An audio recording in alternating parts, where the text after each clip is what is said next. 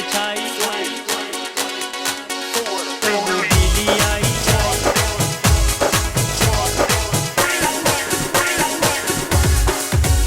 एक ऐसी तब्दीली छाई चोरा डाकुआं दी शामत आई।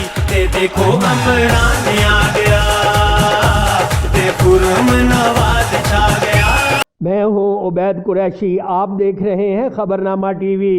पीटीआई के रहनुमा member advisory council Tehreek Insaf Islamabad, मारूफ समाजी सियासी व मजहबी शख्सियत, गद्दी नशीन दरबार गदाए पंजतन पाक वली अहद पीर सैयद हसनैन हैदर काजमी की भरपूर सियासी सरगर्मियाँ इलाका में तरक्याती कामों का जाल बिछा दिया। हुकूमत की जानिब से सेहत कार्ड प्रोग्राम की भरपूर पजीराई, बल्दियाती इलेक्शन के हवाले से सरगर्मियों में तेजी आ गई। पीर सैयद हसनैन हैदर काजमी की मकबूलियत का ग्राफ बुलंदियों को छूने लगा। देखते रहिए खबरनामा टीवी, पढ़ते रहिए खबरनामा मैगजीन। अक्कासी राजा साजिद, हमारा चैनल सब्सक्राइब कीजिए, शुक्रिया। तब्दीली आई देखो कैसे छाई तब्दीली आई।